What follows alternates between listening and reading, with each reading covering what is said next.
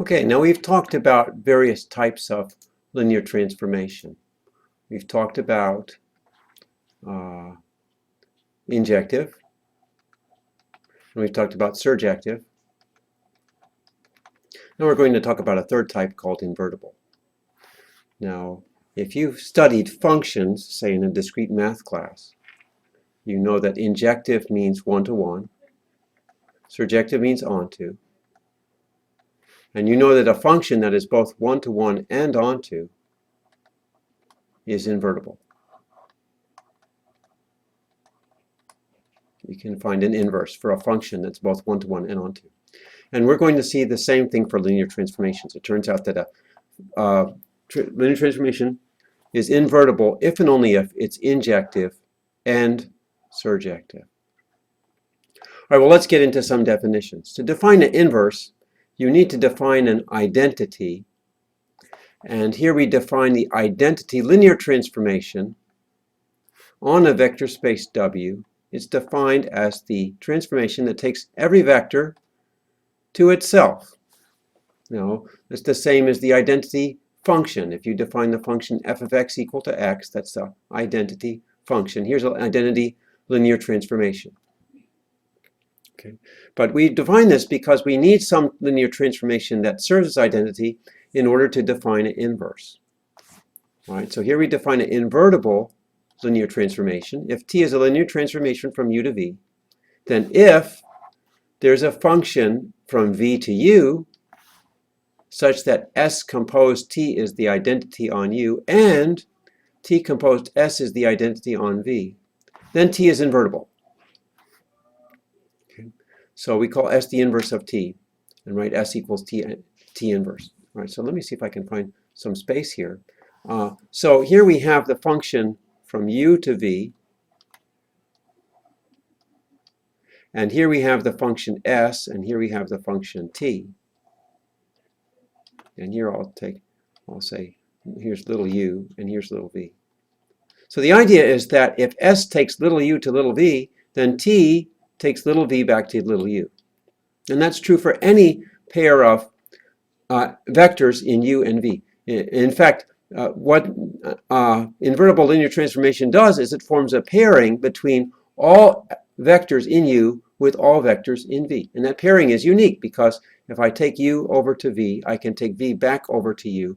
There's a one-to-one correspondence between the two. Okay. All right, now let's look at some examples. Here's an example of a linear transformation that takes a polynomial to a matrix. This is a P3 is a four-dimensional vector space. M22 is also a four-dimensional vector space. And the book defines this function from matrices to polynomials and verifies that, in fact, if you take S of a matrix and then take T of that result, you'll end up with the original matrix again.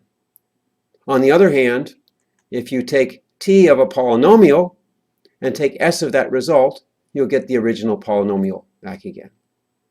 So that's S composed T is equal to I on the polynomials, and T composed S is I on the 2 by 2 matrices.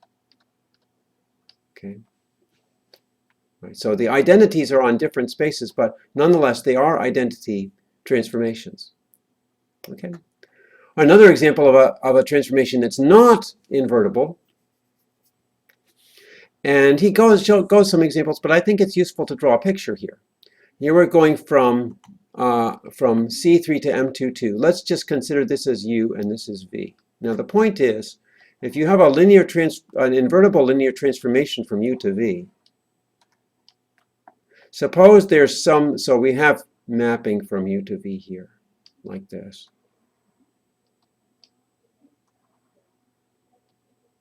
So points here go to points here. Now, if there's some point in V that's not hit by U, then it can't possibly be invertible. Why is that? Because there's no function that takes me from this point here. So here, I'll say V prime. If V prime is not in the range of U, And there's no function that takes v prime to u and back again, because there's no way to get from u back to v prime. Okay. This actually shows that if this function t is not onto, it can't possibly have an inverse. Let me say that again. Because if t was not onto, there'd be some vector v prime not in the range of t, and there wouldn't be any way to find a function that takes the v prime back to u and then takes this point back to v prime, because there's nothing over here that goes to v prime. Okay? So we can't have anything that's not in the range of t. On the other hand, suppose I have two different elements in u that go to the single element in v. All right. Now that also, there's no way to define an inverse function. Why is that? Because suppose I want to go from here and define a function that goes back to here. Well, I go over to here, then I can go, then to go back, all right, so I go back here, then that's fine. But if I try to do the same thing with this one, I go over here to go back. If I define the function to go back this way, I'm not going to go back to this one.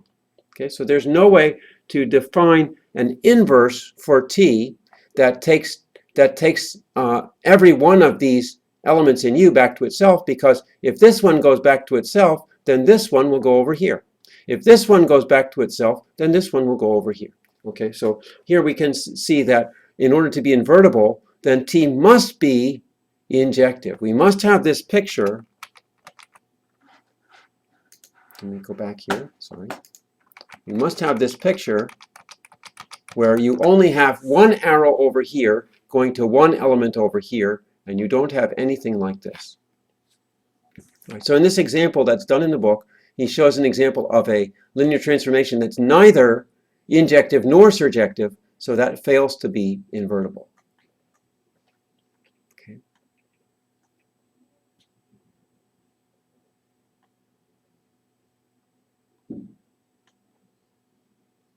Okay.